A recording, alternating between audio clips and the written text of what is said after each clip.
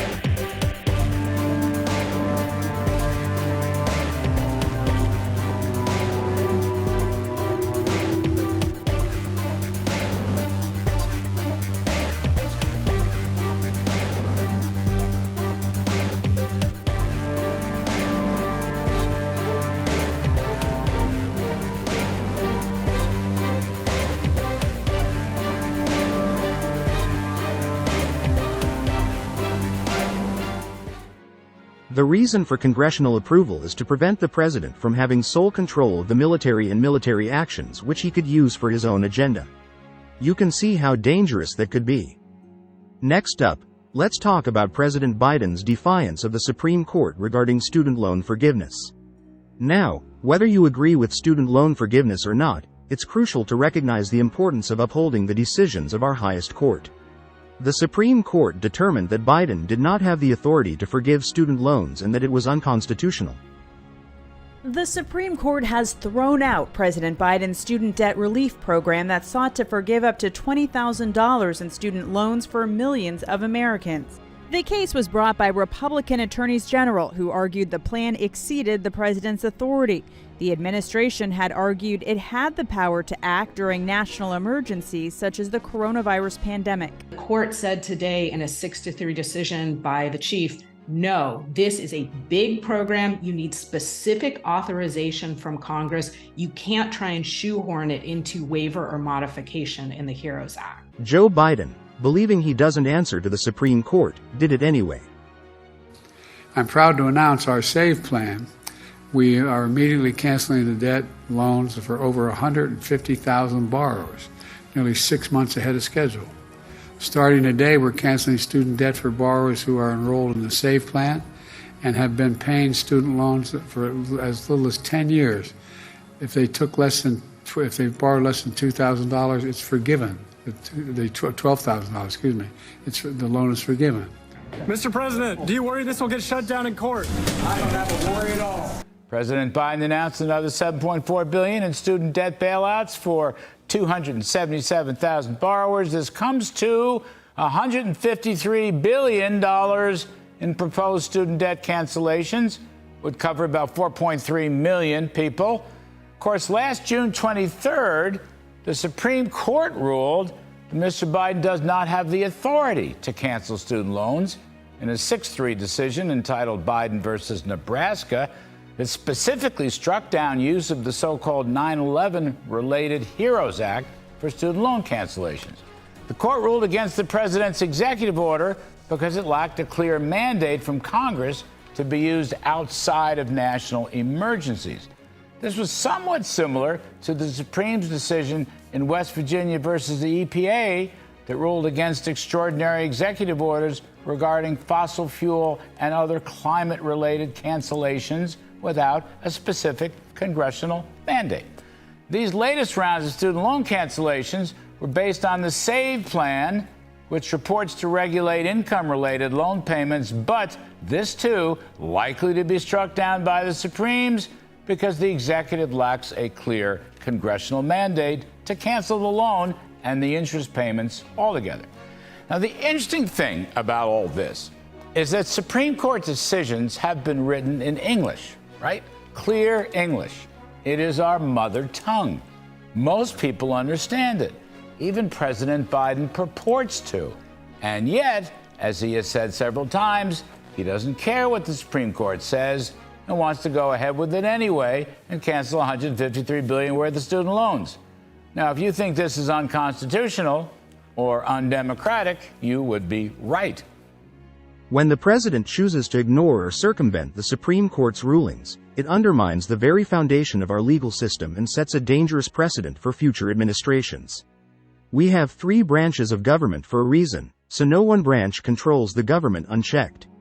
It is for oversight and negates any attempt at dictatorship. With Biden disregarding the Supreme Court and our Constitution, he has shown he is a threat to our democracy. And finally, let's address the recent Senate decision to dismiss the impeachment proceedings against Alejandro Mayorkas, the Secretary of Homeland Security. Tonight, an impeachment showdown in the Senate, with Democrats essentially dismissing charges against Homeland Security Secretary Alejandro Mayorkas in a matter of hours. Hear ye, hear ye. Arguing the impeachment by House Republicans was unconstitutional. To validate this gross abuse by the House would be a grave mistake and could set a dangerous precedent for the future. But Republicans blasting the move to not hold a trial, arguing Democrats are defying hundreds of years of Senate precedent. This process must not be abused. It must not be short-circuited. History will not judge this moment well. House Republicans accuse Mayorkas of willfully ignoring immigration laws, with a record 9.3 million migrants crossing into the U.S. during the Biden administration. Mayorkas calls the accusations baseless. Democrats say there's no impeachable offense. This decision sends a troubling message that government officials can act with impunity, knowing that they won't face consequences for their actions. It's a blatant disregard for accountability and a betrayal of the trust placed in our elected representatives. Chuck Schumer, the Senate Majority Leader, put up a motion to dismiss the impeachment trial on April 17, 2024, even though he said in 2019 during the Trump impeachment that, quote, "We have a responsibility to let all the facts come out." He was also quoted as saying, "There simply is no good reason why evidence that is directly relevant to the conduct at issue in the articles of impeachment should be withheld from the Senate and the American people." So, in 2024, and the Mayorkas impeachment, what changed with Schumer? Well, Mayorkas is a Democrat and, as a side note, was born and raised in Havana, Cuba, and is doing the bidding of the Democrats on the border. And Schumer doesn't want the truth and the facts to be heard in a trial. Kinda of hypocritical, isn't it?